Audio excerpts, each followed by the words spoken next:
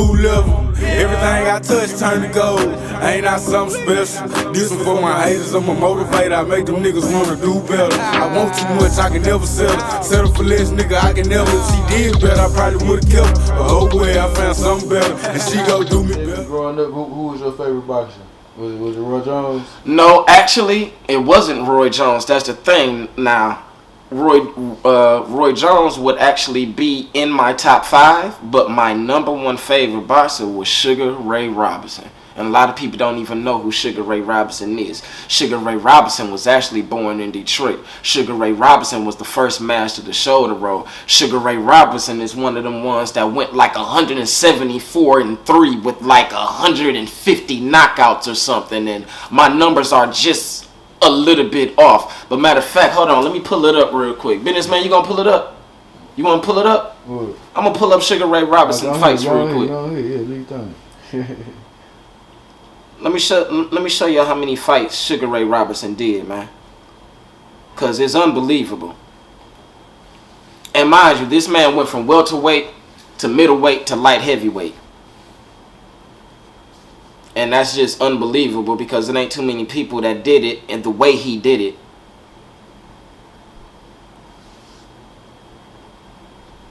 We're going to get Sugar Ray Robinson record up here because I've never seen no fighter since him to fight the way he does, man. The speed, the accuracy, the strength, the style, the things he did with his feet. Like, I'll never be able to...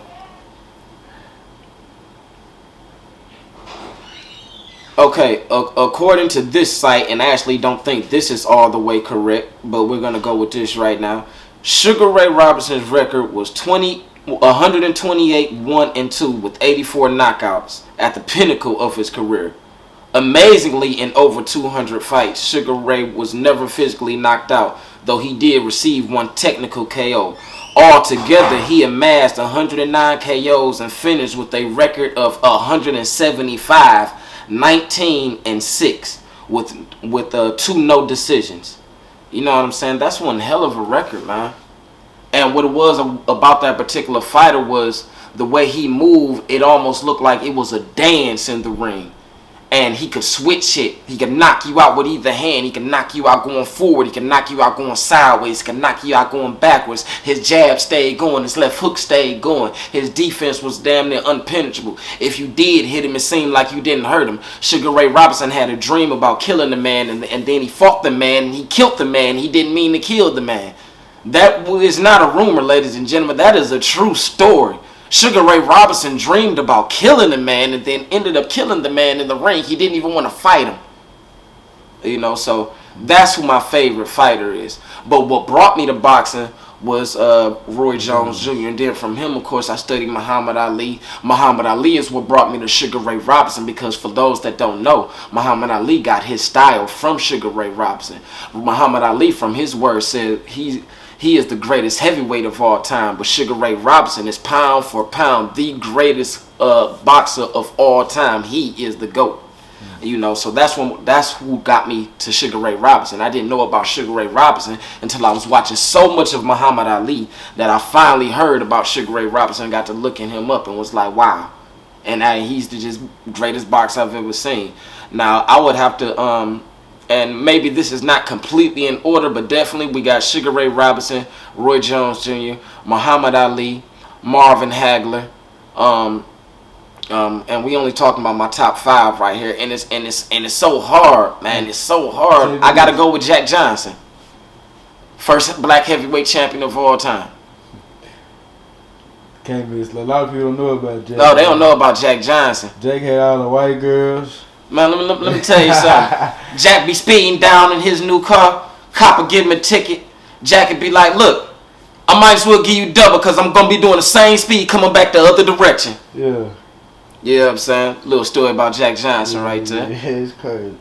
All right, tell me, who you like to study, man? Who do you, like, if you could pick somebody to, don't want to say, you know what I'm saying? In history or that's alive right now? Just period. Like, who you like to look at? Like, who you feel like you would, who you study the most? Who you study the most, bro? As far as my boxing goes? Yeah, as far as the boxing. It's really a combination because right now what I'm trying to teach myself to do is be more of a pressure fighter too when the time calls for it, because I'm so mid-range and outside and I like to move, and I'm not gonna always be able to do that. But for the base of my style, man, it's actually a combination of some of the people you just heard, like, you know what I'm saying, Roy Jones, Sugar Ray Robinson, you know what I'm saying. I definitely picked up some of Floyd's tactics. You know what I'm saying? I definitely picked up some of Floyd's. Everybody in my generation, a generation below me and a generation before me, picked up some of Floyd's tactics. And we got to give that man his respect on that, no matter how you feel about his boxing career. You know what I'm saying? He showed you that you really don't have to get hit, you know. So, you know, I definitely picked up what I like to call my bait and counter. I definitely picked that from Floyd Mayweather Jr. Yes, and yes, sir. Yes, sir. And what I call that bait and counter is when I put my head out and then I move and you run into my fist. I call that the bait and counter, you know. And that's just my thing, because I don't necessarily do the pull counter. You know, I'm not Floyd. You know, I picked up things from Floyd, and because look, I'm way taller than the man. I'm not 147 pounds. It's like, you know, I'm not gonna be able to move the way he moved, pulling off these maneuvers. You know, So I definitely emulated some of him. I like Archie Moore's defense. You know what I'm saying? The great Mongoose. That's the greatest light heavyweight champion of all time, as far as I'm concerned. I liked his defense because you know, he shows you how to use that Mongoose defense, that turtle shell defense. A lot of people call it a lot of things, you know what I'm saying, but it was a real good tight shell, you know what I'm saying, a cross arm defense. A lot of people call it a lot of things, you know what I'm saying. He taught it to George Foreman. You know, that's where George Foreman got that cross-arm defense when everybody thought he lost his boxing skills or something, or he didn't know what he was doing. That was the cross-arm defense, you know what I'm saying?